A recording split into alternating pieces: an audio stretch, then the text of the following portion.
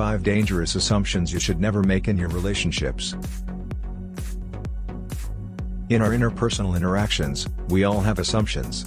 These assumptions may come from outside sources, such as the media, our family, and friends, which have been misinterpreted, misconstrued, or exaggerated. These assumptions may also result from us not being open with our partners about our ideas and feelings, from not probing them deeply enough, or from not listening to them, she added. These are the 5 assumptions you should never make. 1. If you love me, you'll know what I'm thinking. We make a lot of assumptions, one of which is that our partners can read our minds. If they are unable to, we assume that they do not value or care about us. The majority of the time, we really haven't adequately conveyed our thoughts, feelings, needs, desires, etc. Instead, we give hints and utilize blaming. Or, if we've spoken to our spouse about anything directly, we figure that's all there has to be. We rely on the fact that our companion comprehended the whole spectrum of her ideas. Instead of being upset with your partner because they failed to make your birthday memorable, let them know in advance what you envision for a particular celebration. A deeper sort of romance exists if your spouse pays attention and makes an effort. 2. We'd be happier if our sex life was better. Today's media and entertainment are heavily sexualized, giving off a sense that sex should be at the heart of all of our relationships. It also implies that it's easy to have a fulfilling sexual life. Although good partnerships require physical connection, this is rarely the main issue. A miserable sexual life is typically just a sign of a deeper issue.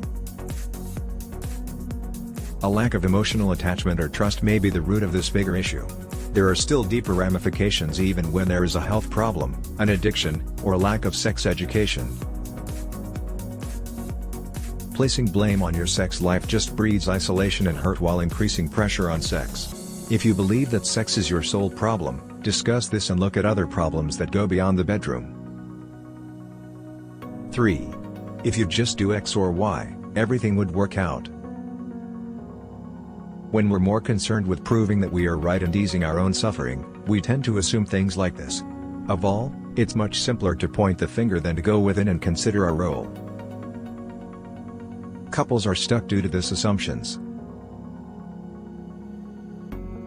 Couples are prevented from listening to one another and realize that both parties may have points to make.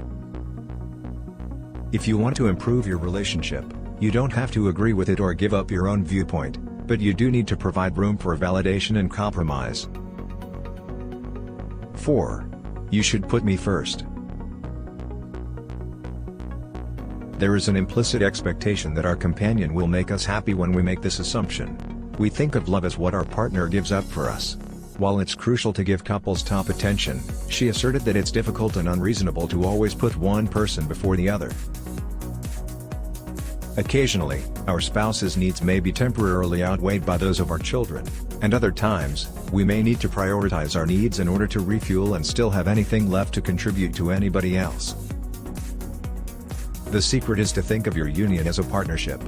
Consider it as a team where each member is equally respected and understands that different persons and needs must take precedence at certain times. If you do feel left out, discuss it with your partner and try to strike a compromise.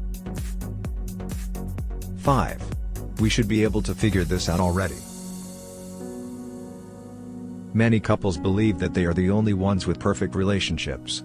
They believe they must continue to struggle until they discover the information that everyone else has. This whole thing is a delusion. Instead, if you're having trouble working through your problems as a couple, seek counseling. It's healthy to seek assistance.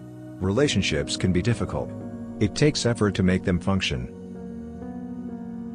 Berating yourself and staying in a circle of negativity is not healthy. Instead, consider talking to trusted family members or friends, enrolling in a relationship course, sharing a relationship book, or consulting a relationship counselor. Thank you for watching.